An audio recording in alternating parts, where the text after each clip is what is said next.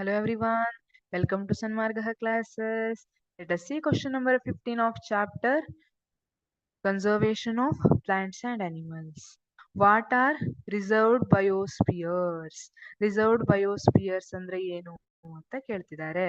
Here, bio refers to something living thing ಅಲ್ವಾ?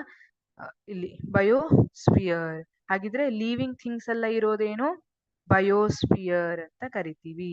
It may contain plants, animals, birds ಅಲ್ವಾ? ಅದನ್ನ biosphere, micro organisms ಇದೆಲ್ಲ ಇದ್ರೆ biosphere ಅಂತ ಕರೆದಿರ್ತೀವಿ.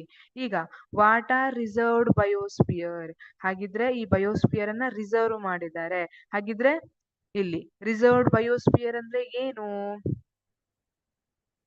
It is reserved biospheres are protected areas that aim to conserve biodiversity and allow limited human activity.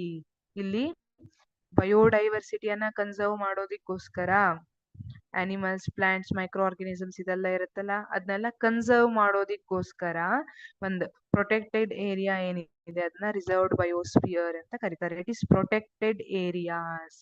ಯಾಕೆ protected areas ಅಂದ್ರೆ ಇಲ್ಲಿ limited human ಆಕ್ಟಿವಿಟಿಗೆ ಮಾತ್ರ allow ಮಾಡಿರ್ತಾರೆ. ಹಂಟಿಂಗಿಗೆಲ್ಲ ಅಲೋ ಇಲ್ಲ. ಪ್ರಾಣಿಗೆ ಡಿಸ್ಟರ್ಬ್ ಆಗೋದಕ್ಕೆ ಯಾವುದು ಅಲೋ ಇರೋದಿಲ್ಲ ಇಲ್ಲಿ. ಹಾಗಿದ್ರೆ ಇಲ್ಲಿ ಬಯೋಸ್ಫಿಯರ್ ಅಲ್ಲಿ ಯೂಶುವಲಿ 3 ಝೋನ್ಸ್ ಇದೆ ಅಂತ ಹೇಳ್ತಾರೆ. ಫಸ್ಟ್ ಝೋನ್ ಅಲ್ಲಿ ಅಲ್ಲಿ ಹ್ಯೂಮನ್ಗೆ ಲೀವ್ ಮಾಡಕ್ಕೆ ಇರ್ಬೋದು, ಅಥವಾ ಅವ್ರು ಸಸ್ಟೈನ್ ಆಗಕ್ಕೆ ಏನೇನ್ ಬೇಕಲ್ಲ, ಈಗ ವುಡ್ ಕಲೆಕ್ಟ್ ಮಾಡೋದೆಲ್ಲ ಇರ್ಬೋದು, ಇದಕ್ಕೆಲ್ಲ ಪ್ರಾಬ್ಲಮ್ ಇಲ್ಲ. ಬಟ್ ಸೆಕೆಂಡ್ ಝೋನ್ ಅಂತ ಬಂದಾಗ ಅಲ್ಲಿ ಮನೆ ಕಟ್ಕೊಳ್ಲಿಕ್ಕೆಲ್ಲ ಅಲೋ ಇರೋದಿಲ್ಲ. ಅಲ್ಲಿ ಜಸ್ಟ್ ರಿಸರ್ಚ್ಗೆ ಅಂತ ಹೋದವ್ರು ಇರ್ತಾರೆ ಅಷ್ಟೇ, ಅಲ್ಲಿ ಏನು ಡಿಸ್ಟರ್ಬ್ ಮಾಡೋ ಹಂಗಿಲ್ಲ ಅಲ್ಲಿ. ಮತ್ತೆ ಥರ್ಡ್ ಝೋನ್ ಅಂತ ಬಂದ್ರೆ ನೋ ಹ್ಯೂಮನ್ಸ್ ಆರ್ ಅಲೌಡ್, ಅಲ್ಲಿ ಯಾರು ಹ್ಯೂಮನ್ ಆಕ್ಟಿವಿಟಿ ಅಲೋ ಇರೋದಿಲ್ಲ.